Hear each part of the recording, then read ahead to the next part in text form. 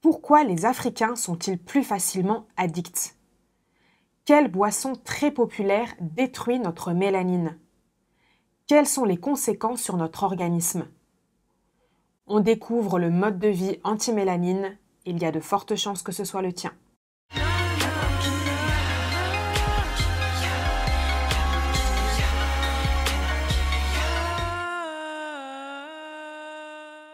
L'Happy à la famille, on se retrouve aujourd'hui pour une vidéo très importante sur le mode de vie anti-mélanine. Plus tu es mélanisé, plus tu as un potentiel, un principe capacitaire comme l'a appelé l'école Ujima, avec qui je collabore pour cette série. D'ailleurs, ils t'ont réservé un très beau cadeau, on en reparle à la fin de cette vidéo. Tu as donc un immense potentiel de base, mais il faut que tu puisses l'exploiter, et tout ça dépend de ton environnement. Le but de cette vidéo est donc que tu saches ce qui détruit ta mélanine, mais aussi que tu comprennes pourquoi. On rappelle d'abord les informations importantes. La mélanine est sécrétée par la glande pinéale, qu'on pourrait surnommer la tour de contrôle de ton corps, tellement elle est importante. Elle régule en effet la production de substances comme les hormones qui assurent le fonctionnement optimal de ton organisme. La mélanine l'aide dans ce travail.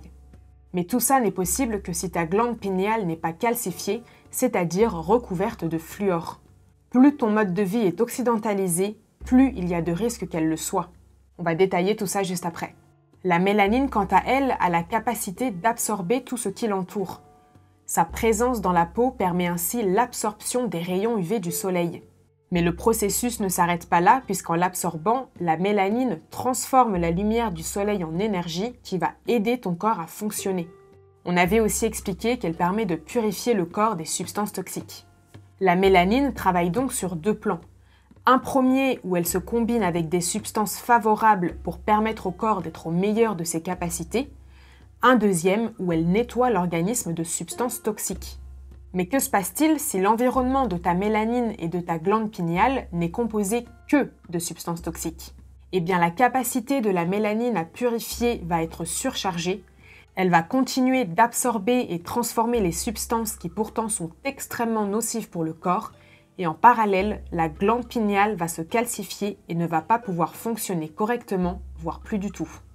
Pour résumer, le pouvoir de ta mélanine et de ta glande pinéale dépend du carburant et de l'environnement que tu leur donnes. Le problème, c'est que 100% du mode de vie actuel les détruisent, c'est-à-dire te détruit toi. Je pense qu'on sait tous plus ou moins aujourd'hui ce qui est nocif pour notre corps, mais ce qui n'est pas dit, c'est que tous les êtres humains ne sont pas sur le même plan.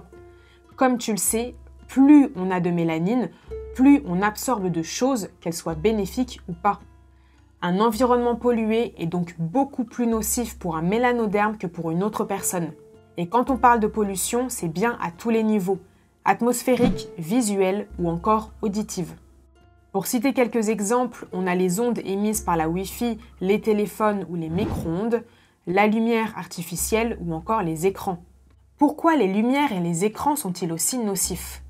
Avant de découvrir, pense bien à mettre un j'aime, à t'abonner et à activer la cloche. Merci à toutes les personnes qui soutiennent mon travail en commentant la vidéo et en rejoignant les Afro-Chroniqueurs. Et un grand merci très spécial à Makaya et Théa, Happy et Kari d'avoir rejoint les Akoma. Cette souscription te donne accès à tous les avantages exclusifs, vidéos, live ou encore réduction. La glande pinéale aidée de la mélatonine permet la sécrétion d'hormones, dont une très connue, la mélatonine, surnommée l'hormone du sommeil. On la retrouve beaucoup dans les rayons de compléments alimentaires pour aider à dormir, mais elle a bien d'autres fonctions. Elle est connue pour stabiliser le cycle biologique et la rythmique du corps. La mélatonine permet à notre organisme d'avoir une horloge naturelle qui suit le cycle solaire journalier de 24 heures, mais aussi son cycle sur un an. C'est grâce à la mélatonine que les animaux respectent un ordre annuel précis où il y a une saison déterminée pour la reproduction ou encore pour l'hibernation. La glande pinéale synthétise la mélatonine lorsque tu es dans une obscurité complète. Elle devrait donc le faire naturellement pendant ton sommeil. Mais si tu dors avec une lumière, la glande pinéale ne va pas comprendre que c'est la nuit et ne va donc pas sécréter la mélatonine correctement. La glande pinéale travaille donc par rapport à la luminosité. Plus la lumière se fait faible, plus la glande pinéale comprend que la nuit arrive et qu'il est donc temps pour toi d'aller te coucher. Elle va alors activer la production de mélatonine qui va te donner envie d'aller dormir. Mais ça, c'était avant qu'il y ait la lumière bleue. Elle est présente naturellement dans la lumière du soleil, mais comme souvent, c'est la surexposition qui est dangereuse. Le problème, c'est que les LED et les écrans produisent plus de lumière bleue et nous, on passe notre temps sur les écrans du matin au soir. En plus d'être très nocive pour nos yeux, elle stimule ton éveil et empêche donc la production de mélatonine. Les conséquences sont évidentes: perte de sommeil, insomnie, manque d'énergie, somnolence en journée, fatigue chronique. Autres facteurs qui nuisent à ta mélanine et à ta glande pinéale, ce sont les filtres qui les empêchent d'absorber toute la lumière du soleil. Les vitres, et là, la myope que je suis a envie de pleurer, les lunettes et les lentilles de contact. Tu peux te demander quel est le lien entre ta mélanine et ton œil. On expliquera tout ça dans le prochain épisode. Globalement, un environnement peu ensoleillé est très néfaste pour ta mélanine. Là, il y a peut-être certains frustrés qui vont essayer de combler leur vide existentiel en commentant « t'as qu'à rentrer chez toi alors », ne vous inquiétez pas, c'est en cours. On a vu certains éléments extérieurs qui nuisent à notre mélanine, mais notre environnement intérieur est tout aussi important, voire plus. Là, on est généralement les seuls responsables, et autant te dire que c'est pas mieux. Notre organisme, et donc notre mélanine, ont besoin d'un équilibre acido-basique pour fonctionner dans les meilleures conditions. Sauf que le mode de vie actuel acidifie énormément notre corps. Première cause évidente, notre alimentation. Et quels sont les produits les plus acidifiants? La chair et le fromage.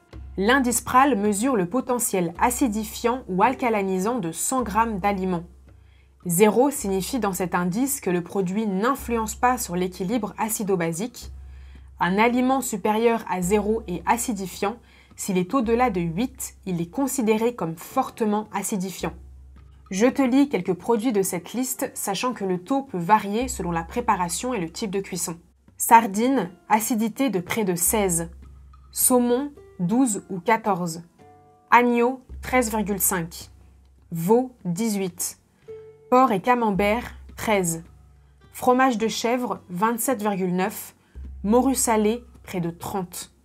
Petite précision, le produit végétal non transformé le plus acidifiant que j'ai trouvé est l'avoine avec une valeur de 13. Autres éléments qui acidifient notre corps et nuisent à notre mélanine, le stress, le surmenage, la sous-oxydation qui peut être due à la pollution. Ça devient vite un cercle vicieux, quoi. Est-ce utile de préciser les effets désastreux de tout ce qui est pesticides, conservateurs ou encore des dénommés métaux lourds comme l'aluminium que beaucoup utilisent à profusion en cuisine? Je le redis quand même. Évidemment, tout ce que je cite est nocif pour tout le monde, mais je le répète encore, la différence c'est que plus tu es mélanisé, plus tu absorbes ces produits toxiques. Les dégâts sont donc encore pires. Ceci est également valable pour toutes les substances addictives, qu'elles soient légales ou pas. La caféine, l'alcool, la nicotine et toutes les autres. Je vais rentrer dans les détails chimiques pour qu'on comprenne bien tous comment ça fonctionne. On sait que la mélanine aide la glande pinéale à sécréter des substances essentielles pour notre organisme. La mélatonine qu'on a déjà vue ou encore la sérotonine, surnommée avec d'autres l'hormone du bonheur. Alors techniquement, la sérotonine n'est pas une hormone mais un neurotransmetteur, c'est-à-dire qu'elle permet la transmission des messages nerveux, mais de ce que j'ai compris, elle agit comme une hormone, d'où la petite confusion. La mélatonine et la sérotonine se composent de molécules appelées les alcaloïdes. Quand elles sont produites naturellement par le corps, ces molécules permettent de former et réparer les tissus nerveux. Mais ça peut devenir un gros problème si on consomme des produits avec des alcaloïdes. La caféine, la nicotine, la théine ou encore la cocaïne sont des alcaloïdes. Quand on dit cocaïne, on pense tout de suite à la drogue dure, mais à la base, c'est une substance contenue à petite dose dans les feuilles de coca. Donc quand on consomme un peu de produits ayant des alcaloïdes à faible dose comme la feuille de coca, on peut bénéficier de leurs vertus stimulantes ou apaisantes. Mais si la consommation est trop fréquente et ou que le produit est trop dosé, Les alcaloïdes créent une dépendance et deviennent tout simplement toxiques. C'est ce qui se passe avec le café, la nicotine et les autres drogues.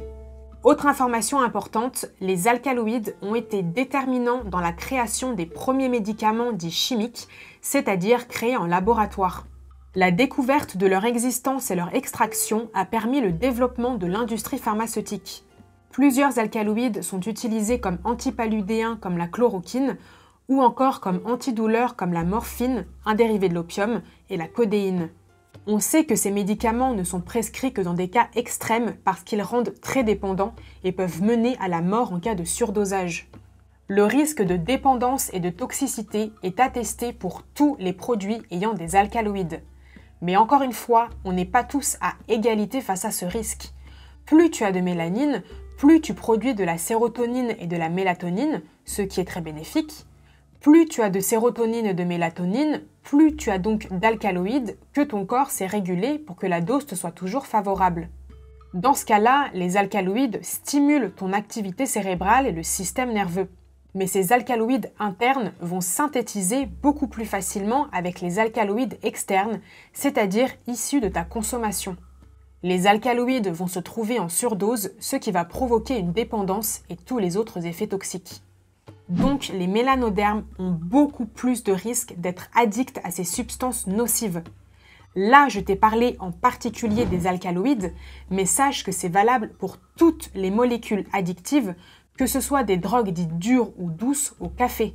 Leurs conséquences néfastes sont beaucoup plus rapides et graves chez toi que chez les autres. Et ça, il faut bien que tu en aies conscience. Les études basées sur les critères ethniques étant interdites en France, c'est vers les États-Unis qu'il faut se tourner pour avoir une idée des dégâts. En 2015, 54% des personnes admises en traitement pour un abus de cocaïne étaient africains-américains, alors que 32% étaient des Américains blancs et 9% étaient des Américains hispaniques. Alors que le nombre de Noirs américains admis pour des problèmes liés à la cocaïne a baissé depuis les années 1990, les Noirs américains restent 2 fois plus que les autres groupes raciaux à signaler avoir des problèmes avec la cocaïne. Le taux de troubles liés à l'alcoolisme chez les Africains américains est plus bas, 6,9, que chez tous les autres segments démographiques mesurés, excepté les Américains asiatiques, 4,9%. Toutefois, les Africains américains sont plus susceptibles que les autres groupes à avoir un problème continu de dépendance à l'alcool lorsqu'elle se produit. Alors bien sûr qu'il faut prendre en compte les facteurs historiques, économiques, sociaux, etc. Mais ces extraits confirment bien le lien entre mélanine et addiction. Je ne vais pas toutes te les lire, mais il y a beaucoup d'autres études qui vont dans ce sens. Notre lieu de vie et ce qu'on consomme peuvent donc être extrêmement nocifs pour notre organisme. Absence de soleil, pesticides, pollution, aliments transformés, lumière artificielle, substances addictives, alimentation carnée et j'en passe. Selon la toxicité de notre mode de vie, la glande pinéale et la mélanine ne trouvent pas assez de substances favorables pour se nourrir et sont submergées de substances toxiques qu'elles n'arrivent plus à purifier. Et comme on l'a expliqué, la glande pinéale, par le biais de la mélanine, est notre tour de contrôle. Ce sont elles qui permettent la production des substances nécessaires pour notre organisme. Hormones, neurotransmetteurs, molécules, insuline, etc. Dans un environnement défavorable, elles ne peuvent pas sécréter et contrôler correctement ces substances. Il y a une phrase de Laila Afrika qui m'a marquée, c'est « connaître sa mélanine, c'est se connaître soi-même ». Plus globalement, connaître la mélanine, c'est connaître les mélanodermes et donc comprendre pourquoi on est dans cette situation aujourd'hui. Pour te donner un exemple, on avait vu dans la vidéo 7 secrets sur la mélanine qu'elle aidait à sécréter l'ocytocine qui permet notamment le développement des liens sociaux. Est-ce que ça t'étonne encore de constater que notre communauté a de gros problèmes d'union et de cohésion? En tout cas, ça ne devrait pas. Et pourtant, on est encore là, à faire des débats, à se comparer avec d'autres peuples, à se diviser pour des histoires d'origine, de teinte, je ne sais pas trop quoi encore. Bref, à tourner en rond, parce que c'est vrai que c'est plus simple de pointer le problème chez les autres que de se remettre en question soi-même. Donc, le problème de cohésion, déjà, on sait pourquoi. On a vu dans la précédente vidéo que la mélanine se concentre particulièrement dans le cerveau, le système nerveux, les organes reproducteurs, les oreilles ou encore les yeux. Avec tous les éléments toxiques abordés dans cette vidéo, on altère nos fonctions cérébrales et la transmission des messages nerveux. On arrive moins à réfléchir et en plus de ça, on a peu d'énergie pour accomplir les choses. On diminue aussi la fonction de reproduction. Plus globalement, on accentue les problèmes physiques, mentaux, émotionnels et sociaux. Je cite une étude à ce sujet. Les Africains américains ont 20% plus de risques que le reste de la population des États-Unis à connaître des formes graves de maladies mentales comme une dépression sévère, un syndrome de stress post-traumatique, un trouble de déficit de l'attention, ainsi que des taux plus élevés de suicide chez les hommes africains-américains. J'avoue, c'est pas très joyeux. L'objectif n'est évidemment pas de nous démoraliser ou de nous faire tomber dans une sorte de défaitisme ou de fatalisme, vraiment loin de là. Mais c'était très important pour moi de faire cette vidéo pour déjà qu'on ait tous conscience de la situation, qu'on arrête d'être dans le déni et surtout pour qu'on agisse. Pour ce qui est de notre environnement interne, je pense qu'on est tous responsables de ce qu'on consomme, à moins que tu aies une maladie ou une grosse addiction. Si c'est ton cas, je t'envoie énormément de force et de soutien. Évidemment, tu suis les prescriptions qu'on te donne, mais je te conseillerais quand même de te procurer les livres African Holistic Health de Laila Afrika et Sacred Woman de Queen Afua qui apportent beaucoup d'informations concernant le mode de vie à privilégier. Et bien sûr, l'école Ujima qui propose 20 heures de cours en français sur la science de la nutrition. Concernant l'environnement externe, peut-être que tu t'es dit pendant la vidéo, ok, super, c'est nocif. En attendant, je vis dans une ville polluée, ou j'ai des problèmes de vue, ou j'ai besoin d'ordi pour travailler. T'inquiète pas, c'est aussi mon cas, mais contrairement à ce qu'on voudrait croire, il existe beaucoup de solutions qu'on peut appliquer dès maintenant pour améliorer la qualité de notre environnement, quel que soit notre lieu de vie. Une vidéo entière sera d'ailleurs dédiée à partager des solutions concrètes pour détoxifier et alimenter notre glande pinéale. Évidemment. Une vidéo sera d'ailleurs dédiée entièrement à partager des solutions concrètes pour détoxifier et alimenter notre mélanine et notre glande pinéale. Qu'est-ce que c'est que ce truc qui a volé là ? Dans la prochaine vidéo, on va vraiment rentrer dans les détails de la mélanine et de la glande pinéale. Qu'est-ce qu'elles sont exactement, leur fonctionnement, leur rôle ou encore leur lien avec les hormones. Pour y avoir accès, il te suffira de souscrire à la chaîne. D'ailleurs, l'école Ujima offre aux membres Akoma une réduction spéciale de 34%. En rejoignant cette école en ligne, tu auras accès à tout le parcours de formation. Sciences de l'existence, de la relation, de la reproduction, de la nutrition et de la négritude, soit plus de 200 heures de cours. Là, j'ai vraiment l'impression d'être une youtubeuse. En attendant jeudi prochain, dis-moi en commentaire ce que tu as appris dans cette vidéo. J'ai hâte de te lire. À tout de suite.